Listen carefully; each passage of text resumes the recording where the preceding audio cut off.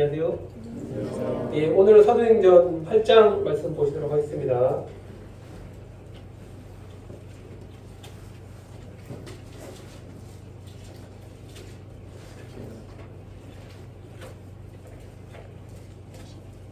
예, 오늘은 사도행전 8장 전체적인 말씀을 함께 보시도록 하겠습니다.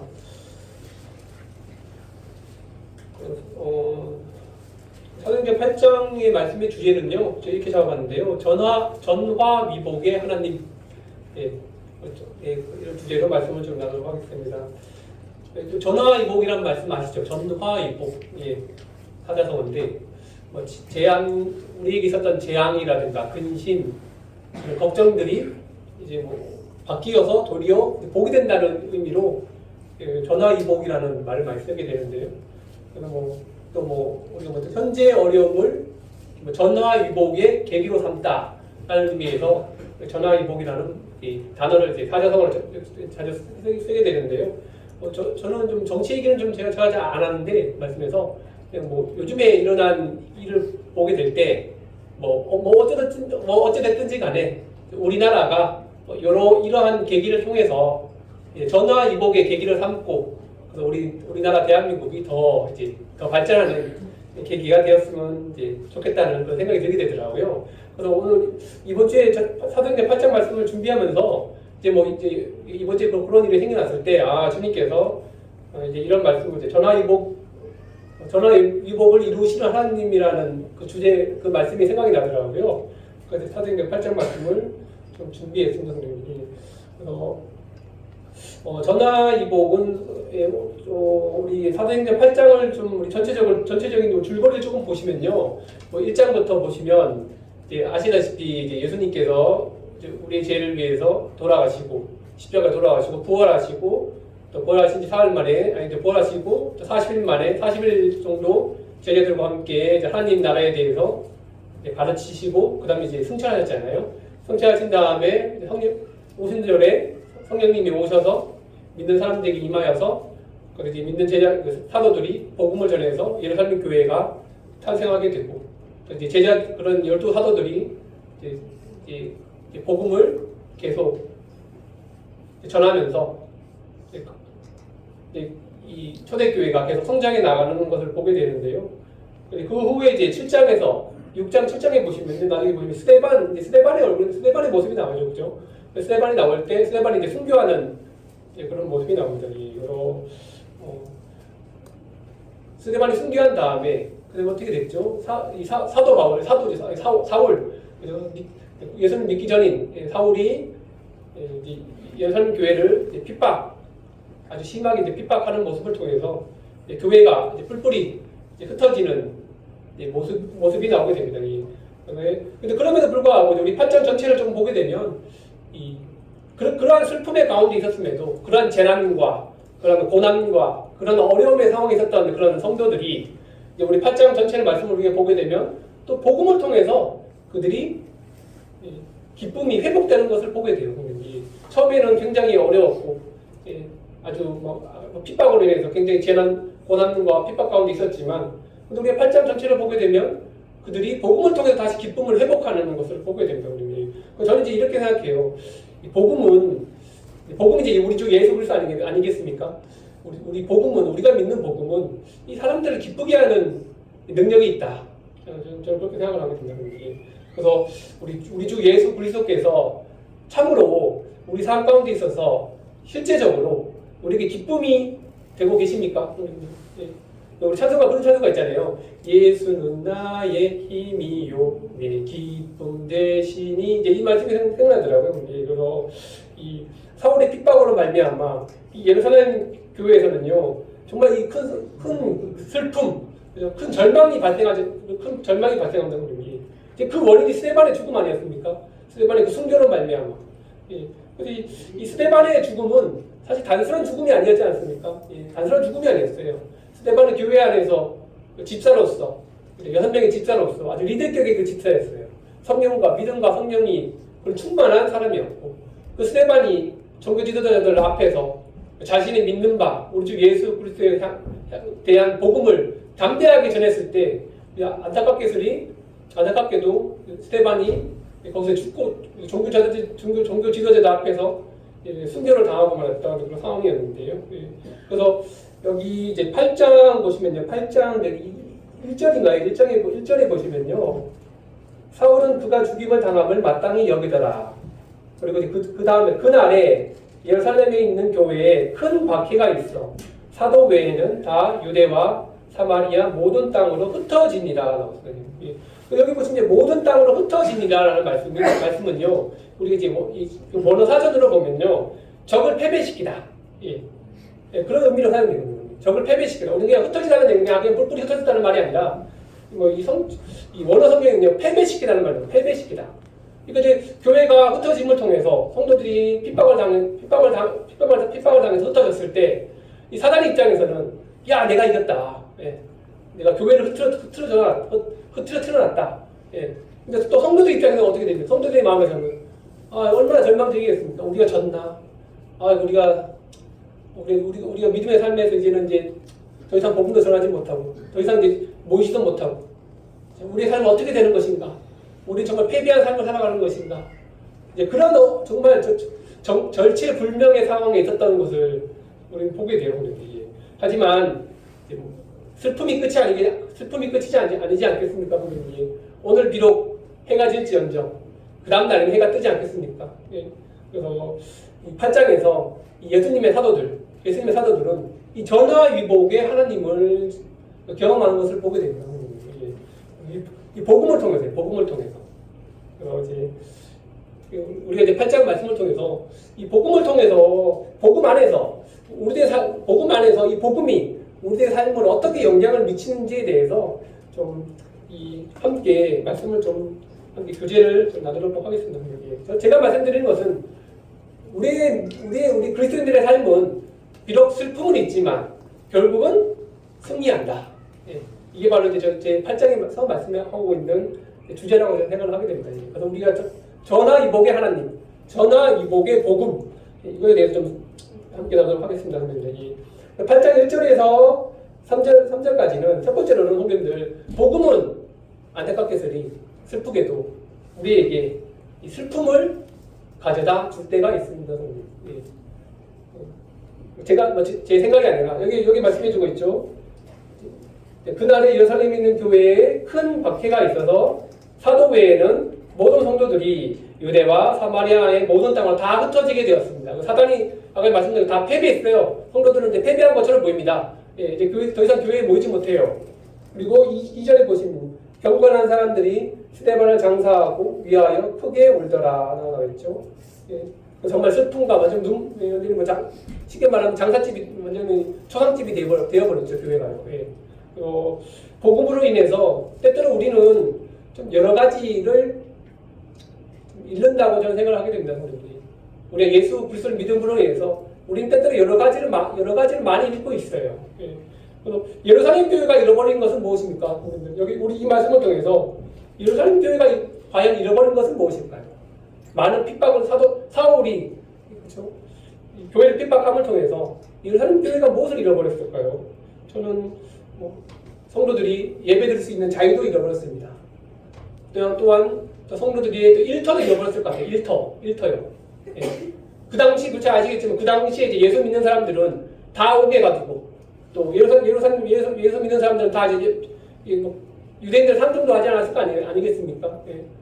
그래서 이게 이제 스리랑카도 마찬가지인 것 같은데요. 우리나라는 좀 아닌 것 같은데 스리랑카 같은 경우는 이 사람들을 보게 될 때 우리는 이제 그렇게 안 보잖아요. 너는 불교 믿냐? 너는 기독교 믿냐? 그래도 우리는 그렇게 분리시키지 않거든요. 그렇죠? 근데 이제 스리랑카 같은 나라, 일반적인 종교 국가 같은 경우는요, 이 종교 때문에 사람을 나눠버려요. 스리랑카도 제가 살고 있는 힌두교가 많거든요. 힌두교 사람, 또 무슬림 사람, 또 불교 사람. 이거 이제 힌두교 믿냐 그러면 내가 그리스도인이라 그러면 힌두교 믿는 사람들은 조금 우리를 멀리해요. 무슬림 사람들도 우리가 우리가 교회 다닌다 그러면 조금 이렇게 멀리해버리고 약간 이렇게 차별을 두는 경향이 있거든요. 이게 종교 국가의 특징입니다. 이와 마찬가지로 유대인들도 이스라엘도 그 당시는 이제 종교국가 아니겠습니까? 좀 유대교를 신봉하고 있었던 그런 나라였는데, 근데 갑자기 이제 내가 예수 믿는다고 해버리면, 이제 그럼 유대인들은 어떻게 보겠습니까? 그리스도인들을 멀리하고 직장 가운데도 쫓아내지 않겠습니까? 그렇기 때문에 예수 그리스도를 믿는다는 이유로 사람들은, 그 당시 사람들은, 예루살렘 교회 성도들은 여러 가지 많은 것들을 잃었을 거라고 생각을 하게 돼요. 또 아시다시피 또 가족들도 이렇게 되겠죠. 그렇죠? 믿는 가족들은 다 유대인인데 나만 예수님 믿는다 그러면 당연히 유대 가족들은 쫓아내겠죠. 예. 그런 일들이 실제로 일어났었고, 더 나아가 예수님을 믿는다는 이유로 생명까지 잃어버리게 된다는 것입니다. 또 오늘날도 성도님도 오늘날도 우리들도 마찬가지로 내가 예수님을 믿는다는 것으로 인해서 우리가 많은 것을 잃어버리고 있지는 않나요, 형님들? 가장 기본적으로 저도 친구들을 많이 잃어버렸던 것 같아요. 저도 20살에 구원받았는데 20살까지는 저 정말 친구 되게 많이 없었거든요. 술도 좋아하고 술 친구들도 많았고 고등학교 때 정말 또 사귀던 친구들이 워낙 많았고, 근데 내가 예수 믿는다 그러니까 친구들이 자연스럽게 저를 이제 멀리 하더라고요. 저도 어쩔 수 없이 교회 다니다 보니까 친구들하고 자주 어울릴 기회도 없었고, 그러다 보니 친구들이 거의 고등학교 친구를 다 잃어버렸어요. 그게 저는 후회스럽다고 생각하지는 않지만, 예수 믿음으로 인해서 때로는 우리가 그동안 내가 정말 살아왔던, 이런 말 하면 안 되겠지만 불알 친구라 그러죠. 불알 친구 다 잃어버리고, 우리가 참된 그리스도인이라면 사실은 자연스럽게 이런 것들을 다 잃어버리지 않겠습니까? 또 여기 보시면 또 이전에 제가 다시 말씀드렸잖아요. 우리가 복음으로 인해서 우리는 사실 이제 절망할 수 있다는 거죠. 절망할 수 있다. 사울이 교회를 핍박하고 그 다음에 핍박했을 때 어떻게 그 핍박한 원인이 무엇이었죠? 예수 믿는다는 이유로 스데반이 죽었습니다. 스데반이 죽었고, 그럼 경건한 사람들이 스데반을 장사하고 위하여 후기에 울었더라.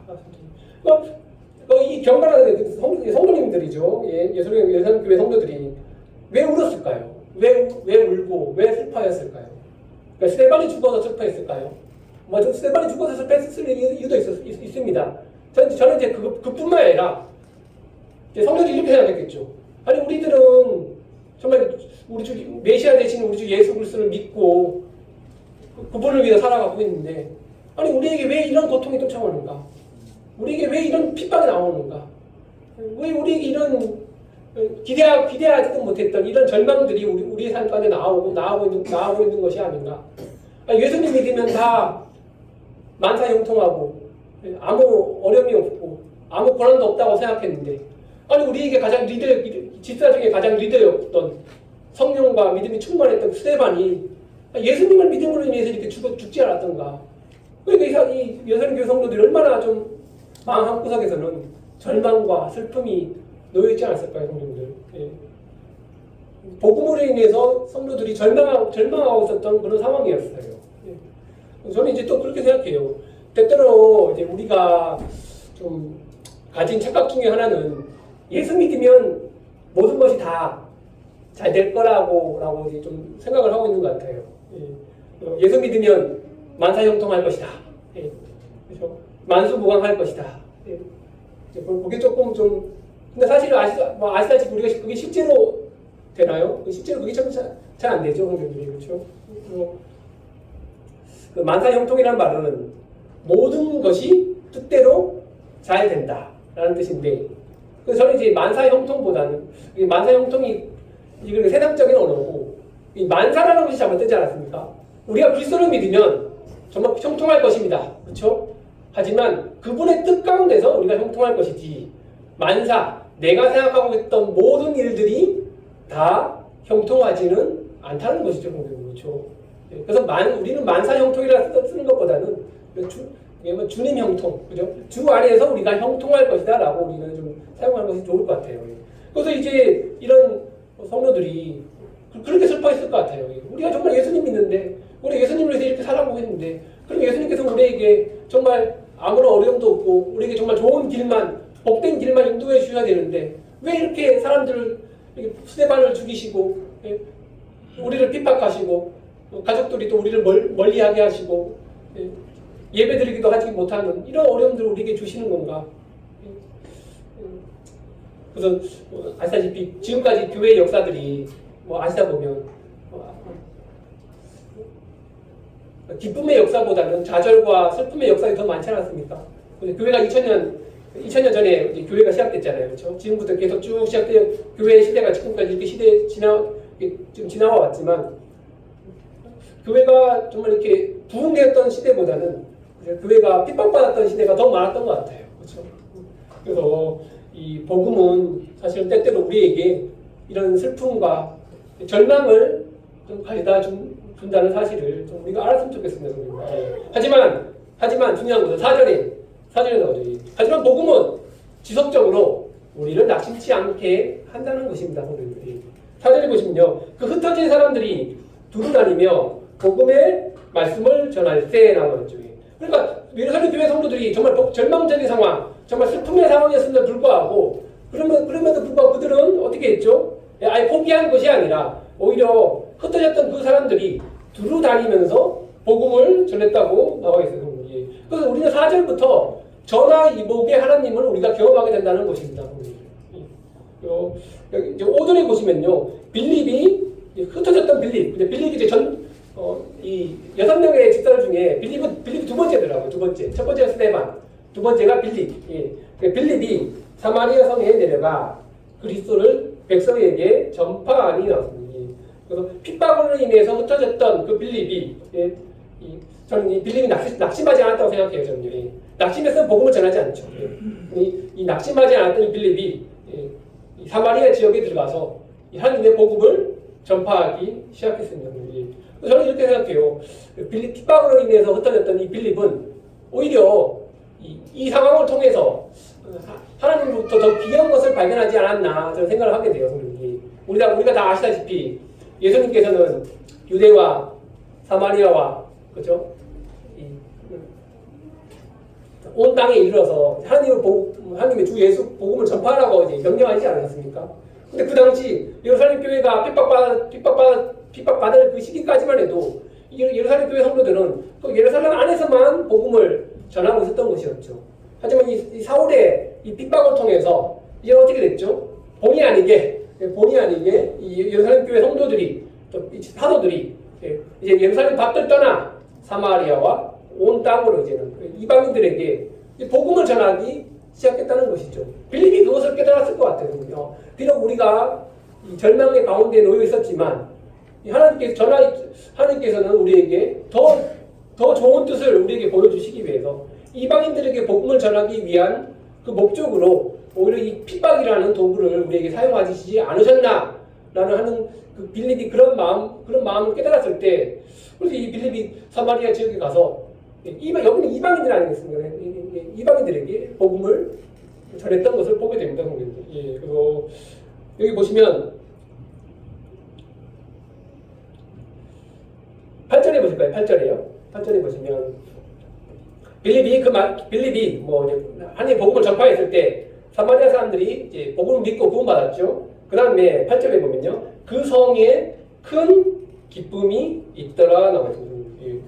이 말씀 좀 중요하다고 생각해요. 이 말씀이 중요하다고 생각해요. 그 전에 예루살렘 교회가 핍박받았을 때 그들은 절망과 낙심과 슬픔에 놓여 있었지만 이제는 이 흩어졌던 제자들이 이 빌립이 예수 그리스도의 복음을 전함을 통해서 이 사마리아 이 성에 무엇이 일어났다고 나와있죠? 기쁨이 일어났다. 예루살렘 교회는 슬픔이 일어났지만 핍박으로 인해서 슬픔이 일어났지만 하지만 그 복음으로 인해서 슬픔이 일어났지만 이제는 복음으로 인해서 사마리아 성에 기쁨이 일어났다라고 나와 있어요. 복음으로 말미암아 낙심하고 있었던 그 상황에서 이제는 복음으로 말미암아 기뻐하던 상황으로 변하고 있다는 것을 보게 됩니다. 이게 바로 놀라우신 전화위복의 역사를 행하시는 하나님을 우리가 보고 있지 않습니까? 성도님들. 그래서 성도님들 4절에서 우리가 8절 말씀을 우리가 보게 되면 복음은 지속적으로 우리를 낙심치 않게 하는 것입니다. 성도님들. 또 이제 9절부터 25절까지 우리가 다 읽지는 못하겠는데요. 또 보시면요, 성도님들. 복음은 우리의 기쁨의 대상을 변화시킵니다. 성경이. 복음은 우리의 기쁨의 대상을 변화시킨다는 것입니다. 이제 9절에 보시면요, 성님들. 9절에 보시면 그 성에 사마리아 성이죠. 사마리아 성에 시몬이라 하는 사람이 전부터 있어 마술을 행하여 사마리아 백성들을 놀라게 하며 자칭 큰 자라 하니라고 했습니다. 근데 여기서 중요한 것은 성님들 사마리아 그 성에 이제 그 누가 있죠? 시몬이라는 사람이 이제 마술을 통해서 사람들을 이제 미혹하고 있는 것입니다. 그러니까 여기 보시면 이제 10절부터 보면 낮은 사람부터 높은 사람까지 다 따르며 이르되 이 사람은 크다 일컫는 하나님의 능력이라 하더라. 11절에 오랫동안 그 마술에 놀랐으므로 그들이 따르더니. 그러니까 이 사마리아 성은 완전히 이 마술로 시몬이라는 한 사람이 이 마술로 인해서 완전히 이제 그 잠식당하고 뭐라 할까요? 그들의 기쁨, 사마리아 성의 그 사람들의 기쁨은 오직 이 마술을 통한 이 기쁨이었던 것 같아요. 선생님. 그래서 낮은 사람들부터 높은 사람들까지 이 사마리아 성에 있는 모든 사람들은 이 마술 때문에 기뻐하며 마술 때문에 살아가고 있었던 사람이었던 것을 우리가 보게 되는데요. 예. 그래서 11절에 보시면 11절에 오랫동안 그 마술에 놀랐음으로 나왔어요. 놀랐음으로. 이 놀랐음이라는 말은 이 우리가 원어 사전에 원어 성경에 보면요, 그냥 깜짝 놀랐다, 이게 그런 놀랐다가 아니라, 예, 여기서 놀랐다는 말은요, 거기 보시면 정신이 나가다, 미치다, 예, 이런 의미로 사용되었습니다. 아니 마술을 보고 깜짝 놀랐네, 그게 아니라 이 말씀에 미치고 이 마술에 미치고 마술에 정신이 팔린, 예, 그런 의미로 사용되었거든요, 예. 그리고 사마리아 사람들의 기쁨의 대상은 무엇입니까? 마술이었습니다. 복음을 믿기 전에, 복음을 깨닫기 전에 사마리아 사람들의 그 기쁨의 대상은 마술이었던 것이에요. 그 마술에 정신이 팔려서 마술에 미쳐 살았던 사람이었습니다. 그러니까 복음 없던 우리의 삶 가운데 있어서도 우리가 미쳐 살아갔던 것은 무엇입니까? 육신의 정욕, 안목의 정욕, 그렇죠? 이색의 자랑. 그것들에 우리가 미쳐서 우리도 그것들에 미쳐서 우리도 그것에 정신없이 살아가고 있지 않았습니까? 그런데 12절에 보실까요? 12절에요. 근데 빌립이 가져다 준 기쁨은 무엇입니까? 12절에 빌립이 하나님 나라와 및 예수 그리스도의 이름에 관하여 전도함을 그들이 믿고 남녀가 다 침례를 받으니. 예. 빌립이 가져다 준 기쁨은 여기 두 가지로 나와 있어요. 두 가지.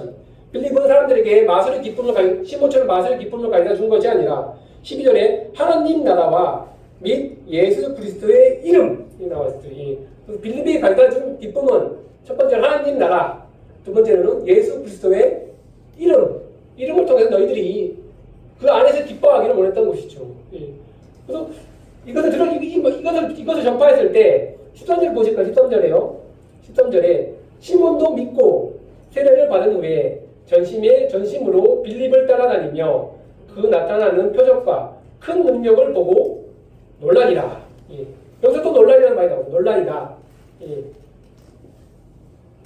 9절에도 백성을 놀라게 하며, 예. 그러니까 시몬이 사람들을 자신의 마술로 말미암아 마술을 통해 사람들을 미치게 하고 정신이 팔리게 하고 그렇게 해왔고, 또 많은 사람들이 시몬의 마술을 통해서 그것을 통해서 정신이 팔리고 미치게 되고 그렇게 됐죠. 그런데 이제 이 미침의 놀람의 대상이 바뀌었어요. 놀람의 대상이 13절에 잠깐 말씀드립니다. 그 나타나는 표적과 큰 능력을 보고 놀라니라. 시몬이 빌립이 전하는 복음을 통해서 시몬이 놀라게 됐다는 것입니다. 그래서 저는 이제 이 말씀을 통해서 저희들이 생각해 보게 되는 것은 우리가 하나님 나라를, 빌립이 하나님 나라를 전파했잖아요. 하나님 나라에 대해서 우리가 생각할 때 우리는 좀 기뻐할 수 있습니까, 성도들? 내가 하나님 나라를 생각할 때마다 오늘 정말 말할 수 없는 우리에게 그런 큰 기쁨이 있습니까? 오늘 이 말씀에서 본 것처럼 우리가 놀랐다라는 말 쓰잖아요. 놀랐다. 예. 사마리아 성 사람들이 다 그 마술을 보고 놀랐다. 그 놀랐다는 말은 정신이 미치다, 정신이 나가다. 미치다라는 그런 의미를 썼는데, 저는 반대로 성도님들, 우리는 하나님 나라를 생각하게 될 때, 우리는 하나님 나라로 말미암아 우리의 마음이 정말 그곳에 미치도록 좀 사무쳐져 있지 않습니까, 성도님들? 예. 또 우리가 또 예수 그리스도의 이름을 빌립이 전했습니다. 예수 그리스도의 이름으로 말미암아 우리가 이 받은 구원에 대해서 정말 우리가 정말 미치도록 감사하며 정말 우리 정신없이 그 예수님의 이름을 높이도록 그런 삶을 살아가는데 우리가 정말 미쳐 살아가고 있지는 않습니까, 성도님들? 이 하느님 나라에 대해서는 성도님들 이 마태복음 13장에 보시면요, 이 보물에 대한 비유가 나와요. 보물에 대한 비유. 어떤 한 상인이, 어떤 한 사람이, 어떤 농부죠, 어떤 한 농부가 땅을 팠는데, 땅을 팠는데 그 안에 보물이 나왔어요. 귀한 보물이 나왔는데 그 보물을 그 큰 보물을 얻기 위해서 자신의 그 땅을 자신이 가진 모든 것을 팔아서 그 땅을 사야지만 그 보물을 얻을 수 있지 않겠습니까? 또 어떤 상인이 또 그 값진 진주 하나를 발견했을 때 그 진주를 얻기 위해서 자신이 가진 모든 돈을 다 팔아서 줘서 그 진주를 사는 거 아니겠습니까? 미쳤죠? 그렇게 미칠 정도로 그 보석 하나 얻으려고 정신이 그렇죠? 자신의 그 마음을 다 들여서 그것을 가지려고 하는 노력하는 마음이 있지 않습니까? 하나님 나라도 이와 같다는 것이죠, 선생님. 우리의 마음이 정말 하나님 나라에 대해서 정말 간절히 원하고 바라고 주님 오셔야까지 내가 하나님 나라에 들어갈 소망 정말 우리 끝까지 붙들고 있습니까? 근데 빌립은 마찬가지로 저도 그렇게 생각해요. 자신의 생명을 다 들여서 이 하나님의 예수 그리스도의 이름, 하나님의 복음을 증거했습니다, 선생님들. 근데 여기서 중요한 것은 선생님들 보시면 13절에 표적과 큰 능력을 보고 놀라니라 나왔습니다, 선생님들. 그러니까 시몬이 놀란 것은 복음으로 인해서 놀란 것이 아니에요. 우리가 이 말씀을 자세히 보시면요, 빌립이 행하는 표적과 큰 능력을 봤기 때문에 시몬이 놀랐다는 것입니다. 복음 때문에 그런 것이 아니었어요.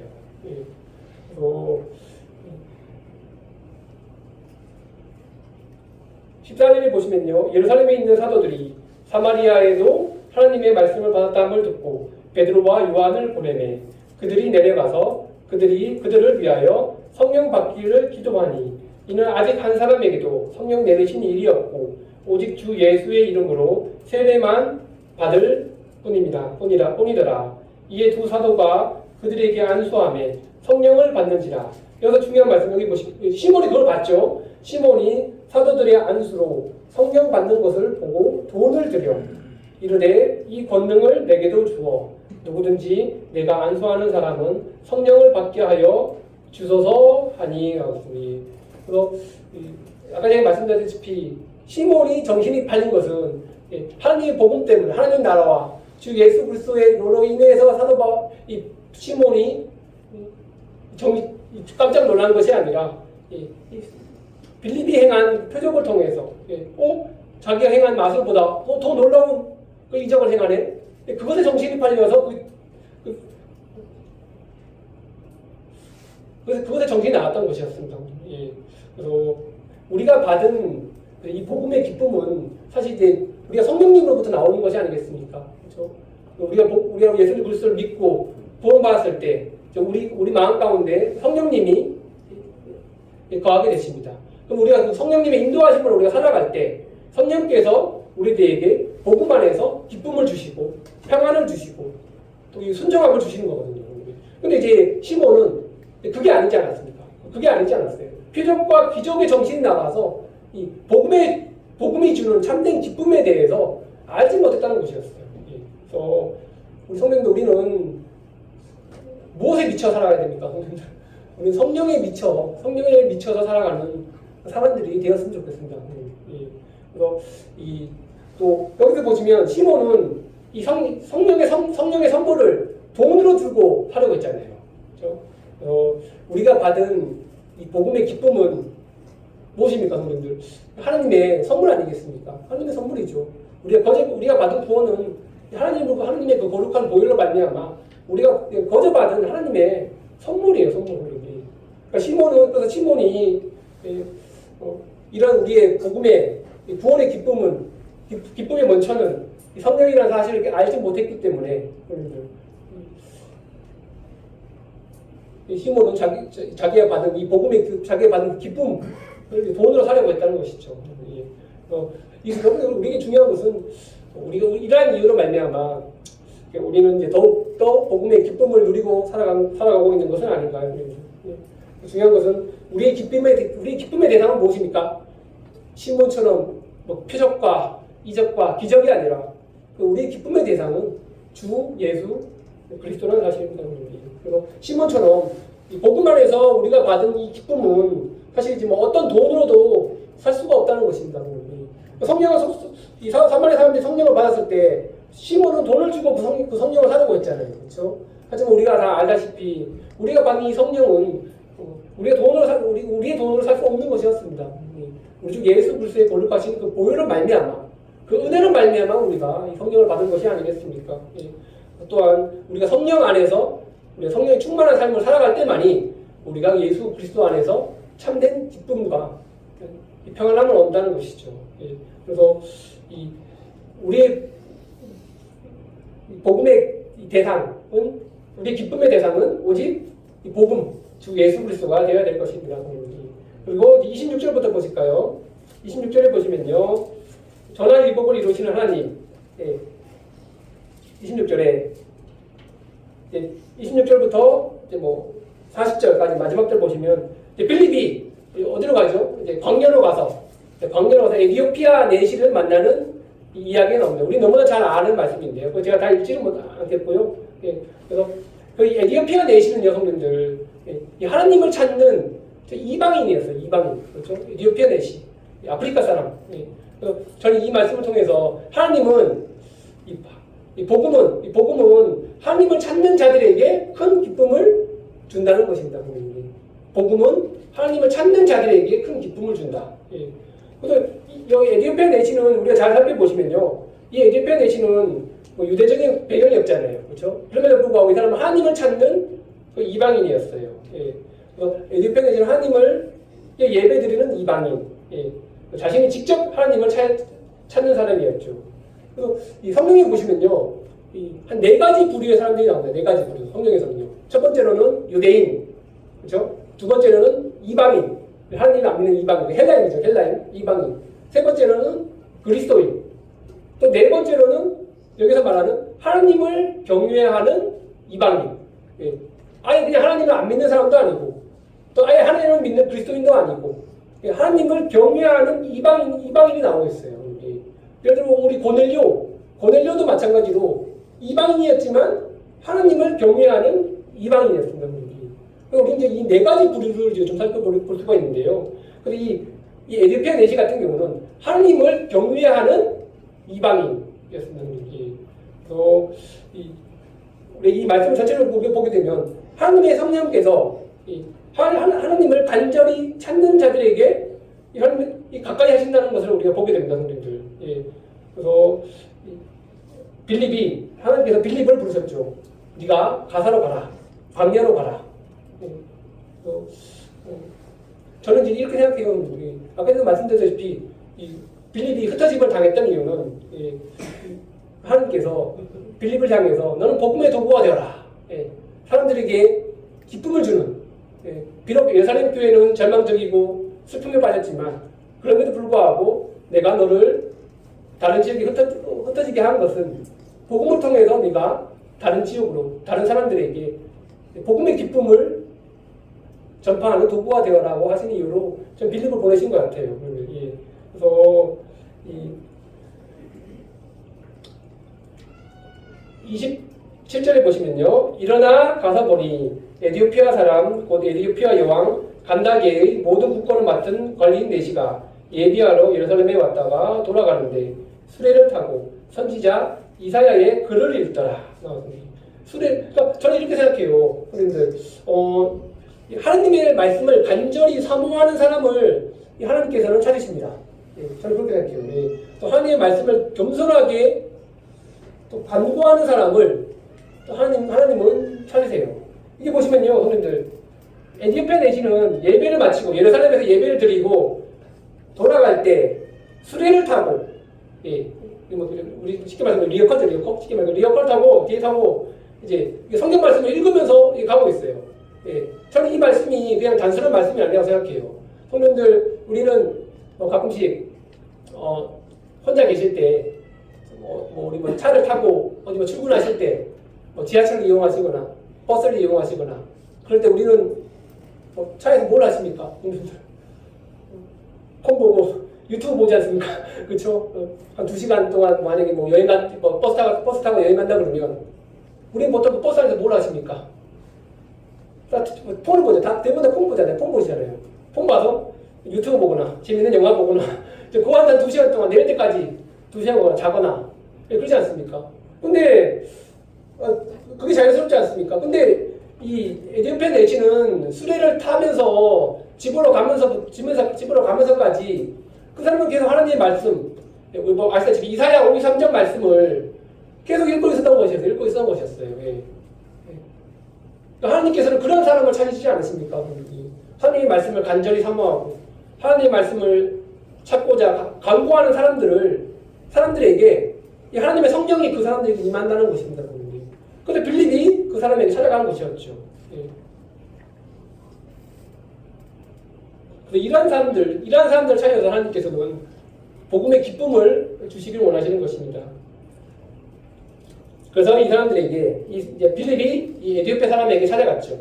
찾아가서 31절에 물어봤죠. 그렇죠? 빌립이 물어봤죠. 수레를 타고 말씀을 보고 있는 빌립에게 빌립이 그죠? 에티오피아 내시에게 물어본 거죠. 근데 저는 또 그렇게 또 생각해요. 예. 보통 사람 같았으면 옆으로 가요. 그죠? 귀찮아요. 뭘 물어봐. 예. 아니 그죠? 예. 그렇지 않겠습니까? 이거 뭐 읽으세요? 이거 읽으시는 거 깨달을 수 있으세요? 이게 30절 나오잖아요. 읽는 것을 깨달으십니까? 라고 하면 솔직히 대부분 사람들은 대충 알 것 같아요. 알아요. 그렇죠? 모른다고 말 안 하잖아요. 사실 자존심 때문에.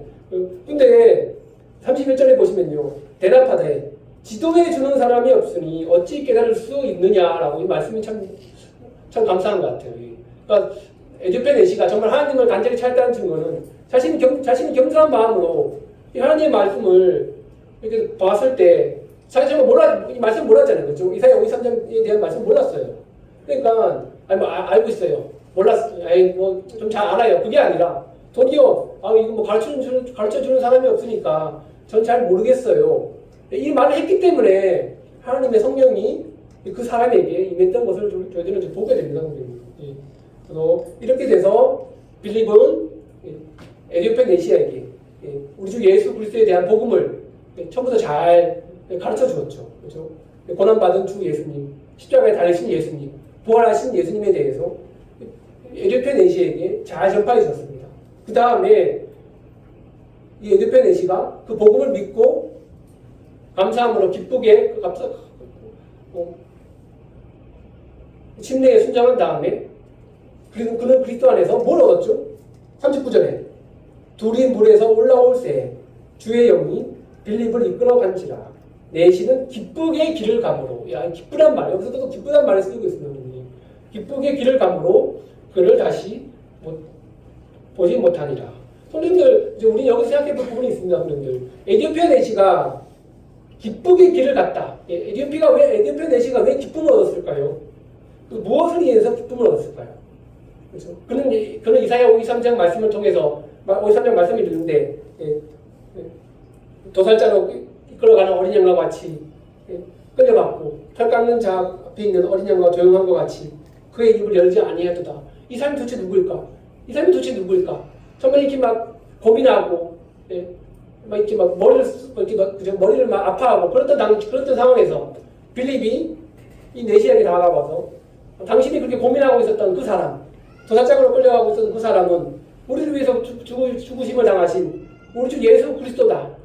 이분이 우리의 구원자이고 이분이 우리의 메시아다. 하고 있을 때 이 에디오피아 내시가 정말 우리말로 유레카 드디어 내가 깨달았다. 이 기쁨 아니겠어요? 이 기쁨 성령님, 이 기쁨. 그래서 고난받는 메시아를 통해서 죄상을 없는 이 진리에 대해서 또 고난받으신 이 어린 양이 나를 위해서 얼마 전에 십자가에서 돌아가신 그 사실 근데 이게 바로 드디어 이제 자신이 깨달았다는 것에 대해서 선생님 기쁨을 이런 것을 내시가 기쁨을 얻은 것이 아니겠습니까, 선생님들? 더 나아가 또 침대를 그 기쁨을 얻은 내시가 그 사람이 침대를 받았을 때 자기가 깨끗함을 받아서 이제는 나도 그리스도와 예수 그리스도와 한 몸으로 연합되었다는 그 진리를 또 에디오피아 그 내시가 깨달았을 때, 나는 이제 기쁨으로 내 본국으로 돌아갈 수 있구나.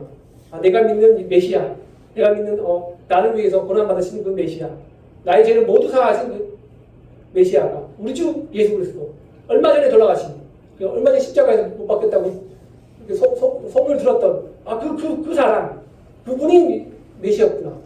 이게 이제 기쁜 마음으로 가지 않았습니까? 그래서 중요한 것은 에디오피아 내시가 하나님을 이렇게 간절히 찾았기 때문에 찾은 그걸로 인해 하나님께서는 에디오피아 내시에게 큰 기쁨을 주었다는 것입니다. 그래서 저는 이제 결론적으로 말씀드리면, 여러분들, 저는 이 빌립이 전화위복의 하나님을 경험했다는 것입니다. 이 보시면 이제 40절에 보시면요, 40절에 빌립은 아소도에 나타나 여러 성을 지나 다니며 복음을 전하고 가이사랴에 이르니라 나왔습니다. 그러니까 빌립은 에디오피아 내시에게 복음을 전하고 침례를 준 다음에 나중에는 가이사랴로 떠났다고 나와 있어요. 그러니까 가이사랴는 헤롯 대왕이 로마 황제 가이사를 위해서 지었던 아주 큰 항구입니다. 큰 항구. 그렇죠? 대표적인 아주 큰 항구인데요. 그래서 이제 그 지역의 사람들이 다 어떤 사람이었냐면 헬라인이었어요. 헬라인. 이방인들. 예수님을 모르는 이방인들. 그리고 이제 빌립은 예수님을 모르는 헬라인들에게 복음을 전하러 갔다는 것이죠. 저는 이제 이 말씀을 통해 느끼는 것은, 저는 빌립을 통해서, 저는 빌립의 관점에서 제가 느끼는 것은, 빌립이 여러 많은 것을 경험하지 않았습니까? 처음에 빌립이 예루살렘 교회에서 사역하면서 사울을 통해서 핍박이 일어나서 빌립도 자기도 모르게 자기도 정말 절망함으로, 정말 슬픈 마음으로 교회를 떠나야 됐고, 아무것도 모르는 사마리아 지역에 가서 빌립은 복음을 전했는데, 거기서 놀랍게도 많은 사람들이 구원을 받아서 여기서 기쁨을 얻어나겠습니까? 복음을 통해서 기쁨을 얻게 되었고, 빌립은 놀라지 않았습니까? 복음을 통해서 내가 정말 힘들어 죽겠는데, 이렇게 핍박받고 살았는데, 근데 사마리아 성에 가서 복음을 전했는데 오히려 그 슬픔이 오히려 기쁨으로 변화되었지 않았습니까, 성도님들이? 더 나아가 또 이제 에디오피아 내시에게 또 복음을 전했을 때, 그 에디오피아 내시도 마찬가지로 기쁘게 예수님을 믿고 기쁘게 자기의 길을 가지 않았습니까? 그래서 빌립은 이 복음 안에서 자신이 고난받은 이유에 대해 너무 잘 그제서야 깨달았을 것 같아요. 내가 핍박을 받은 이유는, 우리 예루살렘 교회가 흩어짐을 당한 이유는, 이런 이유를 통해서 더 많은 사람들, 예루살렘이 아니라 유대와 사마리아 땅끝까지 복음을 전할 수 있는 기회를 주시기 위해서 하나님께서는 우리에게 이런 핍박을 허락해 주시지 않으셨나. 빌립이 그때 깨닫다는 것이죠. 이거 전화위복의 하나님. 복음을 위해서 우리는 때로는 울지만, 복음을 인해서 우리는 때로는 절망도 겪지만, 하지만 결국은 복음을 위해서 우리는 다시 기쁨과 감사함을 얻는다는 것을 빌립이 이제 그것을 깨닫다는 것이죠. 그래서 성도님들, 우리도 마찬가지로 전화위복의 역사를 경험하시는, 전화위복의 역사를 행하시는 하나님을 경험하셨으면 좋겠어요. 우리 가운데 혹시나 주 예수로 말미암아, 주 예수님의 이름으로 말미암아 좀 여러 가지 어려움과 좀 고난을 당하시는 성도님들이 계시니까. 하지만 그건 잠시뿐입니다. 결국은 하나님께서는 전화위복의 역사를 행하시는 하나님께서는 우리가 지금 가진 그 슬픔과 절망을 때로는 복음 안에서, 복음을 통해서 우리는 기쁨을 주실 수 있다는 사실입니다. 그리고 마지막으로 복음 안에서 우리는 항상 좀 기뻐하시는 삶을 사셨으면 좋겠습니다. 예루살렘 교회도 복음으로 말미암아 핍박받고 절망을 받고 슬픔을 얻었지만 결국은 복음 안에서 기쁨을 얻지 않았습니까? 예수님 때문에 핍박도 받는 줄 알았지만 결국은 예수님을 통해서 하나님의 뜻이 이루어져 가는구나. 온 땅에서 복음을 전하라 하는 예수님의 그 뜻이 무엇을 통해서 이루어졌습니까? 핍박이 아닙니까? 핍박. 그렇죠? 복음을 인해서 인한 핍박을 인해서 그 예수님의 복음이 지금 이 한국 땅까지 이루어지지 않았습니까? 그래서 성도님들, 우리는 복음 안에서, 그리스도 안에서 우리는 항상 기뻐하는 삶을 경험해야 될 것입니다. 그래서 한번 생각해 보세요. 내가 세상에 있을 때, 또 그리스도 안에 있을 때, 우리가 경험할 수 있는 기쁨이 과연 얼마나 되는가 한번 생각해 보신 적이 있나요? 내가 만약에 믿지 않았을 때, 내가 만약에 믿지 않았을 때 내가 얼마나 많은 기쁨의 삶을 살아갈 수 있을까? 또한 우리가 지금 믿었을 때, 지금 믿는 우리가 받을 수 있는 그 기쁨은 얼마나 될 수 있을까에 대해서 한번 비교해서 한번 생각해 봤으면 좋겠어요. 그렇죠? 쉽게 아시다시피 저희가 믿기 전에는 우리는 무엇을 위해서 기뻐했습니까?